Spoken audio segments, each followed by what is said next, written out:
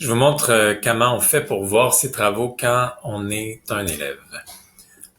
Au fond, automatiquement, quand je clique sur le cours, j'arrive dans le flux. Maintenant, je suis pas certain de voir savoir qu'est-ce que j'ai à faire. Donc, je m'en viens dans la section travaux et devoirs. Et dans la section travaux et devoirs, je vais réduire ma petite face. Dans la section travaux et devoirs, j'ai à faire les choses qui sont en couleur. Quand c'est grisâtre, ça veut dire que je les ai terminés. Quand c'est bleu, dans le cas de ce cours ici, ça veut dire que j'ai à le faire. Une autre manière de voir ce qu'on a à faire, un petit peu plus détaillé avec des dates, tout ça, je m'en viens dans la section travaux et devoirs, dans la section afficher votre devoir. Afficher votre devoir, c'est un peu votre bulletin.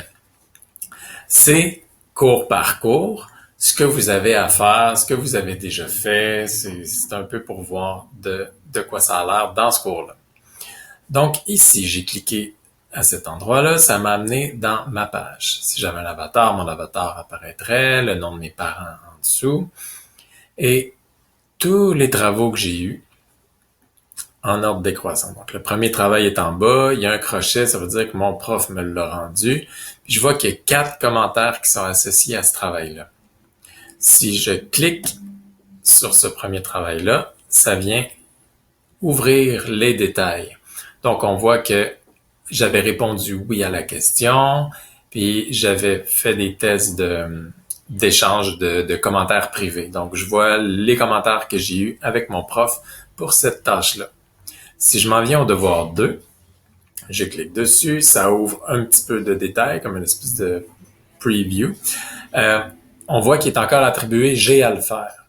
Donc, je pourrais afficher les détails et aller le faire. Par exemple, je l'ouvre dans un autre onglet. Je pourrais cliquer là-dessus puis aller faire ce que j'ai à faire. Et voilà. Donc, on voit ce que j'ai à faire, c'est un peu comme un devoir. Quand j'ai une note, ma note va apparaître ici au lieu d'un crochet. En ce moment, c'est un crochet. C'est tout simplement parce que c'est un devoir qui n'est pas noté. Mais dans la mesure où on ajoute des notes, on voit, c'est les notes qui apparaissent ici. On peut même faire afficher, c'est dans les réglages de Classroom, on peut même faire afficher pour nos élèves leur note globale ici. Si on décide d'afficher la note globale, l'élève, il voit toujours un peu où il est rendu dans ce cours-là. On voit la note qu'il y a actuellement. On peut filtrer. On peut voir seulement les devoirs attribués. Donc, enlever les devoirs qui sont réglés, qui sont en crochet, et simplement afficher les devoirs attribués. Donc, je clique là-dessus, ça va enlever tout ce qui est pas encore, tout ce qui est fait. Ça va me garder seulement tout ce que j'ai à faire dans ce cours-là. Remis et noté, là, c'est le contraire. Ça enlève tout ce que j'ai à faire, ça fait juste me montrer ce que j'ai fait à date, puis ça me montre mes notes, s'il y a des notes associées à ce cours-là. Manquant, là, c'est la priorité, c'est ce qui est en retard. En ce moment, il n'y a rien dans manquant, c'est à cause qu'il n'y a aucun devoir dans ce cours-là qui est associé à une date de remise. Mais s'il y avait eu une date de remise, puis que cette date était passée, j'aurais plein de choses écrites dans la section manquant. En passant, si j'enlève tous les filtres, puis au fond, si je deviens dans le devoir attribué, puis qu'il est manquant, mais il va y avoir un manquant en rouge qui va apparaître. Donc, c'est encore une autre manière d'indiquer à l'élève que son devoir est en retard. Si je résume, je reviens dans l'atelier Classroom. En cliquant ici, ça me ramène dans le flux. Je clique sur Travaux et devoirs. Je fais afficher mon devoir pour voir tout ce que j'ai à faire de façon résumée, comme je vous ai montré tout à l'heure.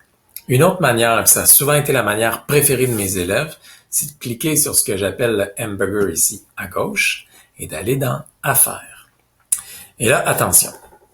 Vous avez une section à faire aussi comme prof qui va être en haut à la même place. N'oubliez pas que je joue le rôle d'élève dans l'écran qu'on voit en ce moment. Je joue le rôle d'élève. Vous, comme prof, vous avez 2 sections à faire. Vous en avez une qui est en haut ici pour les cours dont vous êtes prof et une autre plus bas qu'on verra pas parce que là, je suis un élève, mais une autre plus bas qui est les cours où vous êtes élève. Donc, il y a un affaire comme élève que vous pouvez aller explorer. Puis il y a un affaire comme prof, mais là, je vous montre le affaire comme élève.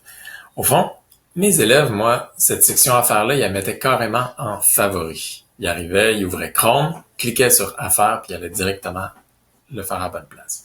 Au fond, un élève qui décide de voir qu'est-ce qu'il y a à faire, il dit, bon, je vais aller voir ce que j'ai à faire. il arrive sur Classroom, il clique directement sur le petit hamburger et clique sur Affaires. Là, ça vient rassembler tout ce qu'il y a à faire, date ou pas date, qu'il y ait une date de remise ou pas, mais c'est tout ce qui n'est pas terminé. Ça vient le mettre ici. Donc, cet élève-là est dans beaucoup de classes, donc il y a beaucoup de choses à faire. La section affaires est intelligente, c'est-à-dire qu'elle va pas juste bêtement mettre les choses là pêle-mêle, elle vient les mettre par date de remise. Donc, en premier, ce qui apparaît, c'est ce qui est manquant. Ensuite, c'est ce qui est affaire qui est sans date de remise, puis ensuite, tout ce qui est... c'est classé selon les dates. Au fond, pour être simple, c'est classé selon les dates. Donc, ce qui est le plus en retard apparaît en haut. Donc là, il y a des choses qui datent du 24 septembre, du 20 septembre, du 16 mars 2016. Ça, il commençait le temps qu'on le fasse, le 16 mars 2016. C'est pour ça que ça apparaît. Ça apparaît complètement en haut. En ce moment, il y a tous les cours, mais l'élève qui voudrait isoler ce qu'il y a à faire, par exemple, seulement pour l'atelier Classroom, il clique sur Atelier Classroom, puis ça vient filtrer. Donc, il voit qu'il y a juste ça à faire pour l'atelier Classroom. La plupart des élèves aiment ça parce que ça vient t'ouvres à faire puis tu vois ce que tu as à faire par date. Donc, tu n'as pas à te casser la tête. Tu dis, ben, je commence par ce qui est en haut. En cliquant dessus, ça ouvre ce que tu as à faire et tu le fais. Je viens le rendre.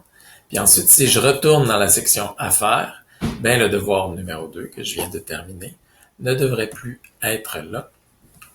Automatiquement, il va aller dans la section Terminer. Donc, on voit que le devoir numéro 2, il est... Attends, je vais afficher seulement l'atelier Classroom. Donc, le devoir numéro 2, il est fait. Il est plus dans la section Affaires, il est dans la section Terminer. Au fond, un élève qui vient dans la section Terminer, dans l'onglet Terminer, ben là, il voit seulement tout ce qu'il a fait, puis il voit toutes les notes qu'il a reçues pour ses travaux. Là, en ce moment, je suis seulement dans l'atelier Classroom. Je pourrais afficher tous les cours, puis aller voir tout ce que j'ai terminé dans tous mes cours, puis voir les notes que j'ai eues qui sont là. Alors, c'est ça pour la façon de voir ces travaux pour l'élève. Il y a la section Affaires, puis il y a la section travaux et devoirs que je vous montrais tout à l'heure. Mais je vous encourage fortement à explorer la section Affaires. C'est ce que je modelais pour mes élèves aussi.